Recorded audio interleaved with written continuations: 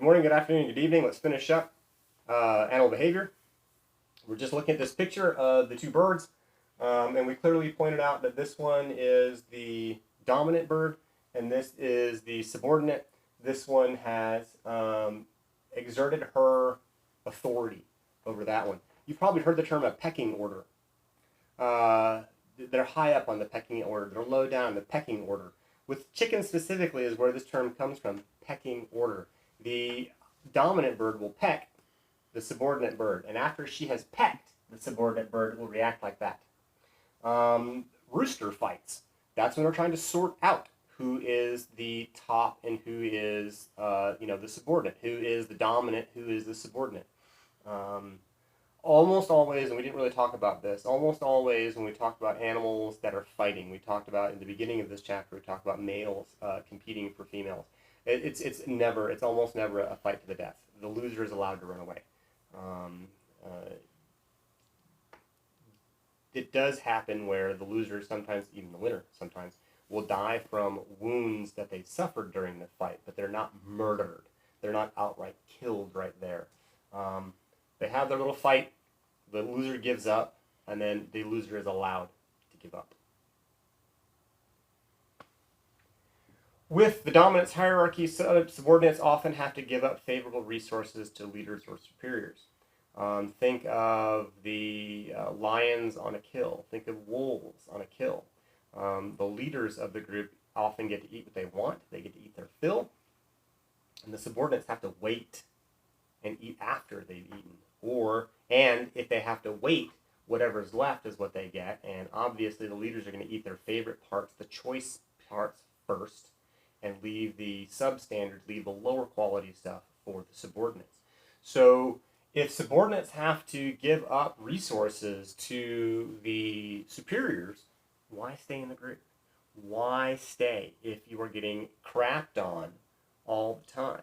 And each individual has to decide, is it worth it? Is what I'm receiving enough to stick around? Am I getting enough of what I need? Am I doing better with them? Or could I be doing better on my own? And very often, an individual decides, like, you know what? What I'm getting out of this relationship isn't worth it.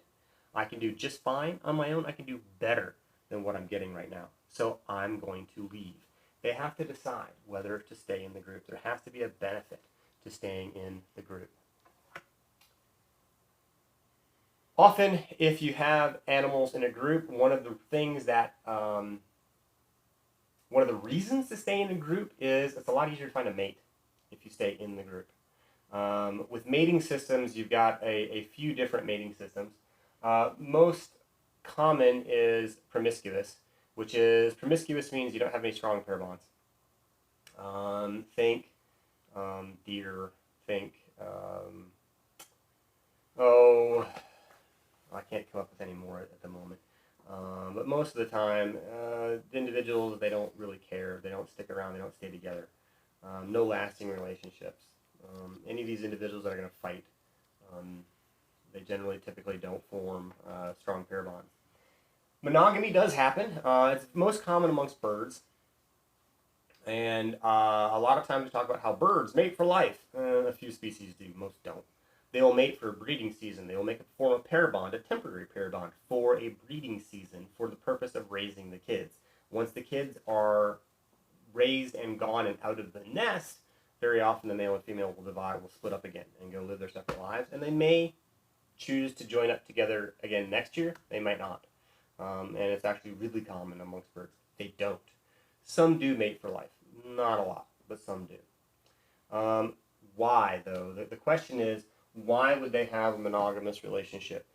Because we're humans, this is it's second nature to us. This is what we're supposed to do, right? You're supposed to have a male and female pair bond.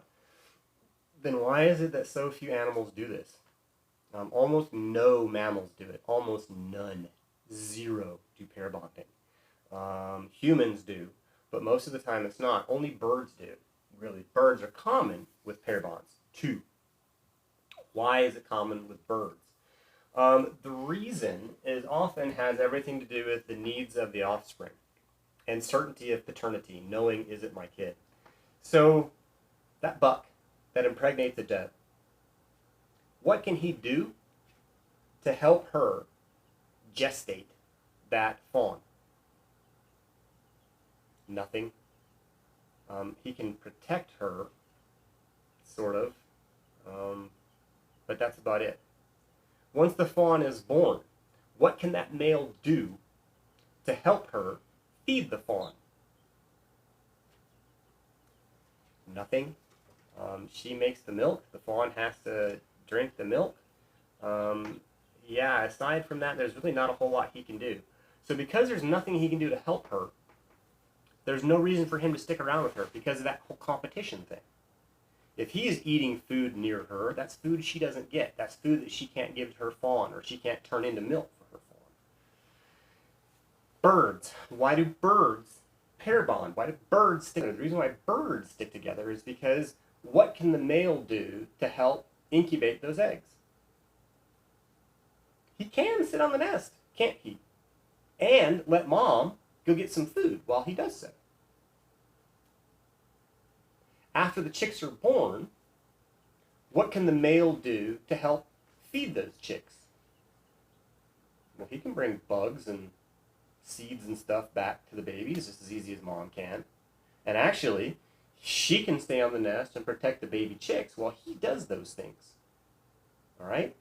This is why birds typically do stick together and why mammals typically don't. There are plenty of species of mammals that stick together, but they don't necessarily form a pair bond. One stallion for a whole group of mares, one buck for a whole group of does, one bull for a whole group of cows. The list goes on and on. One male, lots of females. The females all do the raising of the babies on their own. He doesn't really do much. Great example is, and this is polygamy. One male, lots of females.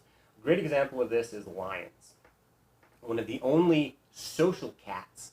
It's actually uncommon for predators to be social. Wolves are, lions are, I imagine there are some others, but there's not a lot of them. It's unusual for predators to be social. One male and a bunch of females. What is the job of the male lion? Oh, it's the male's job to protect the females, right? From what? They're lions. How frail, how fragile is a female lion? She's not. She's still a frickin' lion. So, oh, well then the male must hunt. One male's going to go hunt for a dozen females? What can he do that the dozen of them can't do? And the answer is, he can't do much. To be fair, he does not go hunt. They go hunt. They kill everything. They bring all the food back. You must be asking yourself, then what does he do? The thing that he does protect them against one thing. What does that male lion protect the females against? Other males. That's his only job. His only job is to protect the pride against other male lions. Because what happens if a new male lion takes over the pride? What is the first thing he does? He kills the cubs. Why is he going to kill the cubs? Because they're not his. He wants those females to have his cubs. And they don't just sit by and let him do it. They fight back. They try to protect their kids because they don't really care at the moment who the father is. This is my child. I don't want you to kill it. But that's why. Polygamy. Generally one male and many females. Lots and lots of species, lots of mammalian species are polygamous. And most of the time it is a single male with several females. There's very rare, it does happen sometimes, but it's very rare that you've got a single male and many females. It does happen some, but not a lot. That concludes animal behavior. Hope to see you again in another video. Bye.